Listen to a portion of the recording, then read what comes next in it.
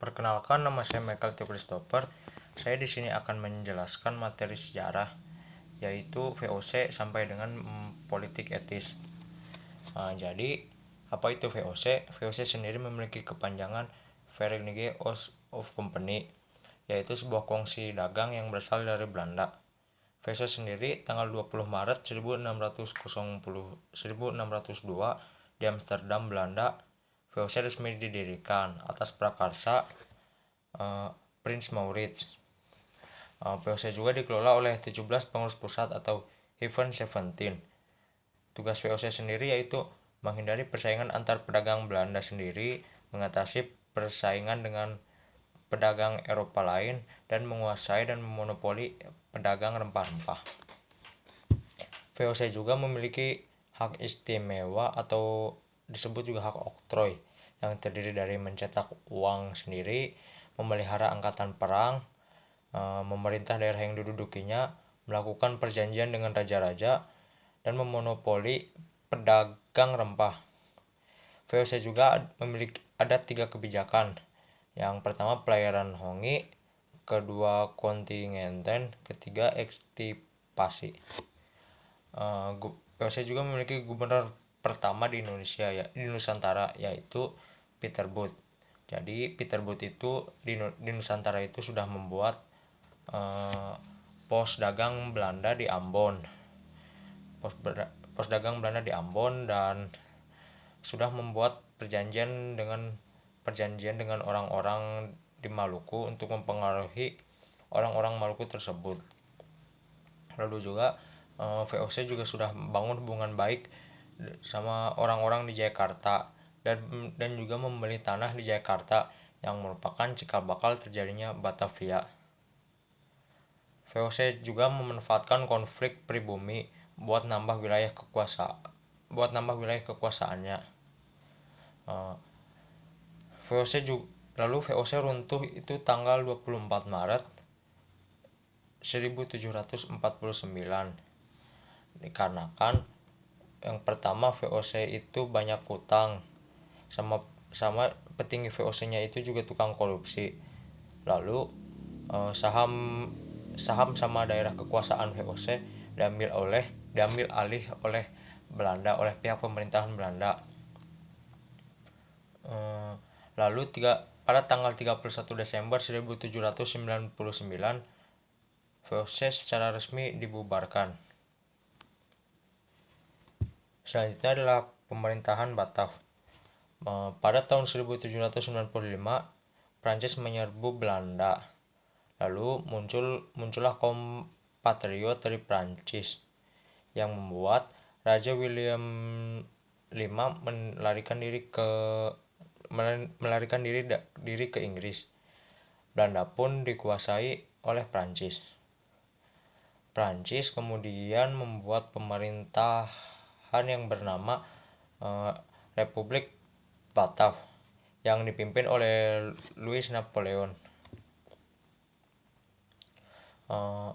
Pemerintahan Indonesia saat itu pun di bawah kekuasaan Batav. Lalu Raja William ke-5 pun menyampaikan surat Kew yang isinya tuh pemerintahan Belanda tuh akan diserahkan ke Inggris dan bukan ke Prancis. Lalu Inggris pun datang ke Indonesia dan mengambil alih daerah seperti Padang, Ambon, dan Aceh. Lalu membuat angkatan perang. Batav juga ingin mengambil semua daerah yang bekas dikuasai oleh VOC atau bekas dijajah oleh VOC. Louis Napoleon juga memimpin Batav.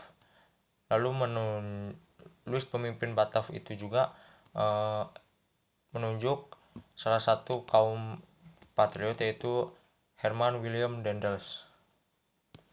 Herman Willem Daendels juga berkuasa dari tahun 1808 sampai 1811 atau sekitar 3 tahunan.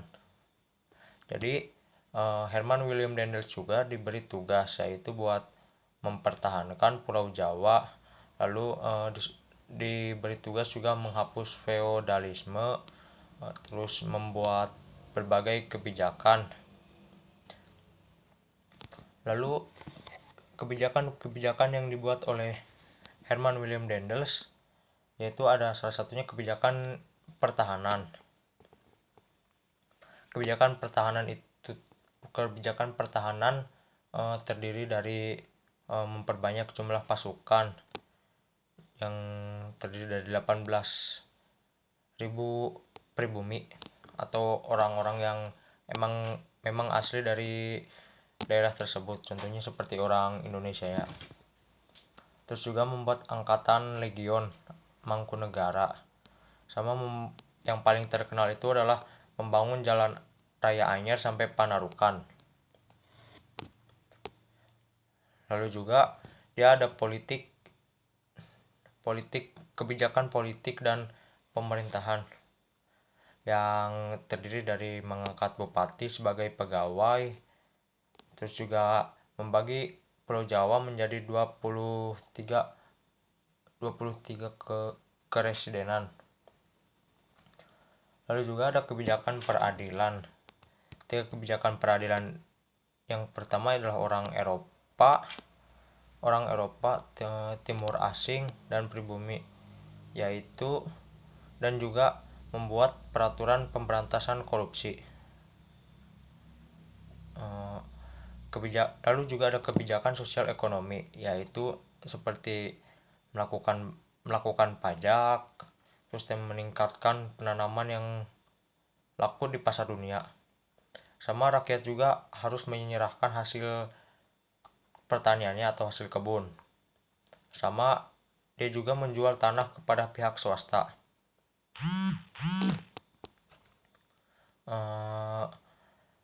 Herman William Daendels juga ada beberapa kesalahan yang membuatnya dipecat. Salah satunya adalah karena dia menjual pihak tanah kepada pihak swasta, yang hasilnya juga untuk dirinya sendiri dan bukan untuk kepentingan Prancis. Lalu karena kesalahannya tersebut maka dia pun dipecat. Selanjutnya juga maka diberilah penggantinya, yaitu Janssens. Dia dipilih pada tahun 1808. Awalnya Janssens terusir karena wilayahnya yang asalnya berada di benua lain dikuasai oleh Inggris. 26 Agustus 1811 Batavia pun dikuasai oleh Inggris.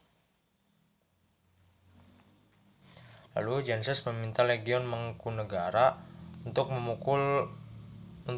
seperti mengalahkan Inggris, tetapi tetap saja kalah.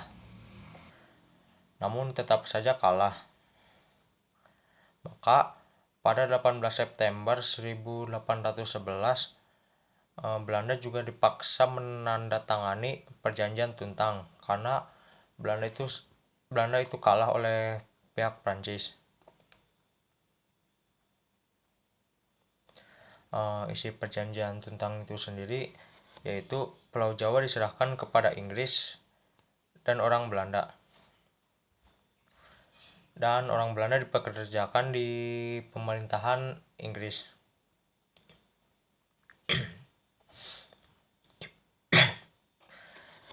Yang selanjutnya adalah masa pemerintahan Inggris.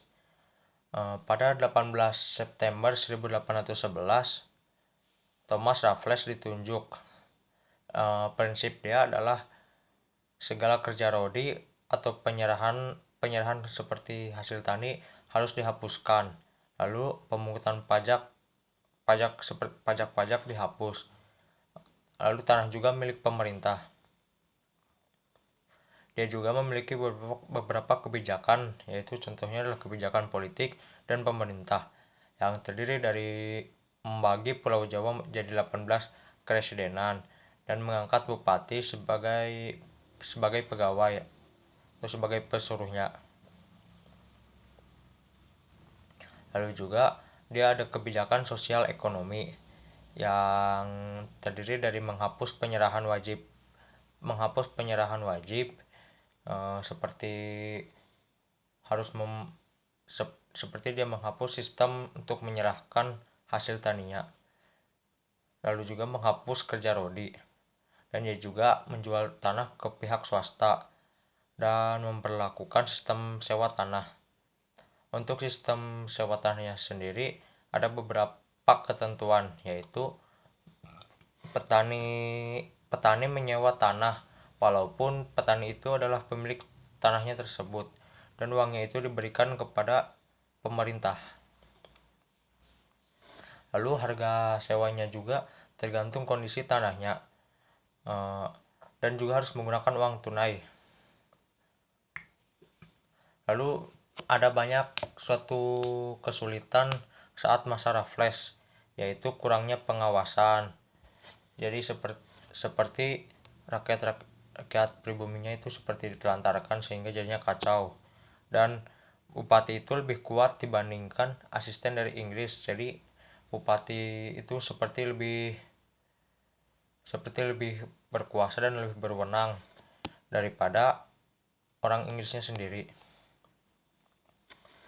Ya, karena orang pribuminya itu ditelantarkan sehingga mereka jadi semena-mena. Terus juga pemerintahan Raffles kurang memuaskan. Jadi pada tahun 1815 Raffles pun digantikan oleh John Fedal. Namun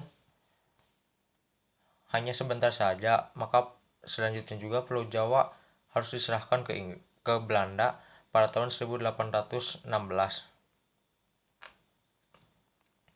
Lalu juga ada kekuasaan Belanda di Indonesia, yaitu pada tahun 1829 dipilihlah Van den Bosch, dan dia mengajukan usulan, yaitu untuk harus melakukan penanaman tanaman di tanah jajahannya, dan tanamannya juga yaitu yang buat laku di pasar dunia, seperti rempah-rempah yang seperti contohnya tuh kopi atau apalah. Dan kaum pribumi dijadikan kerja rodi, dan mereka juga seperti dibuat itu tanam paksa, atau bahasa lainnya itu adalah kultur stelsel. Ketentuan dari tanam paksa sendiri, petani harus menyediakan 1/5 tanah miliknya. Lalu tanah yang digunakannya itu bebas pajak, dan hasil panennya juga diserahkan kepada pemerintah, dan pekerjaan juga diawasi oleh penguasa pribumi sendiri. Penguasa pribumi juga diberi upah ketika semakin besar setorannya, maka semakin besar upahnya. Para penguasa pun memaksa pribumi untuk menanam, karena adanya upah, maka ya pribuminya juga seperti langsung terpicu lah.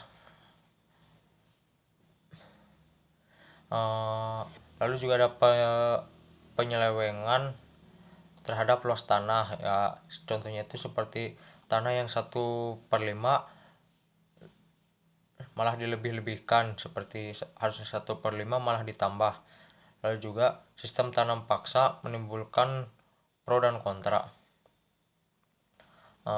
Jadi waktu itu pada tahun 1860 ada 2 buku yang yaitu stiker kontrakten oleh Frances, lalu Max Havelaar yang dibuat oleh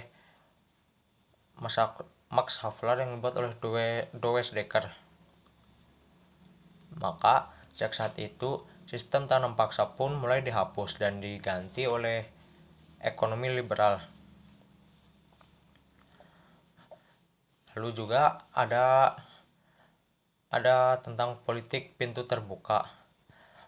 Jadi apa itu politik pintu terbuka? Ya, politik pintu terbuka itu adalah kebijakan perekonomian Indonesia dibuka kepada swasta buat ekonominya dan kesejahteraan. Kebijakan pintu terbuka juga ada beberapa kebijakan, yaitu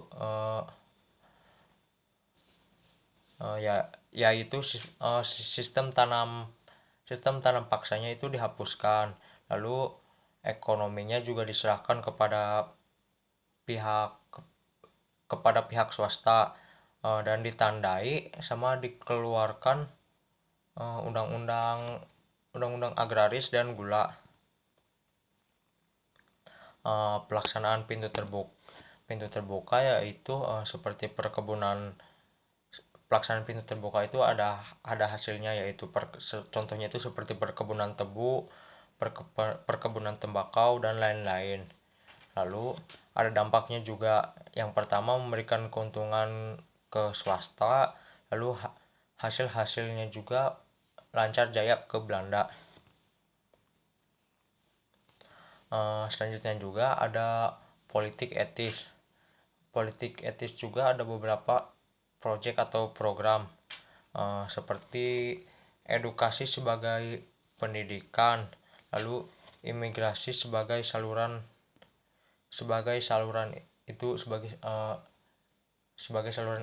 irigasi. Lalu juga terdapat emigrasi sebagai peralatan penduduk. Politik etis juga ada beberapa penyimpangan. Contohnya penyimpangan edukasi untuk tenaga kerja, irigasinya itu untuk mengairi perkebunan, dan emigrasi untuk memenuhi tenaga kerja kebun. Dampak dari politik etis juga yaitu seperti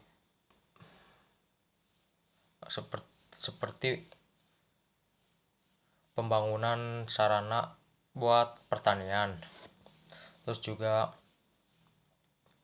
seperti pembangunan buat sarana transportasi.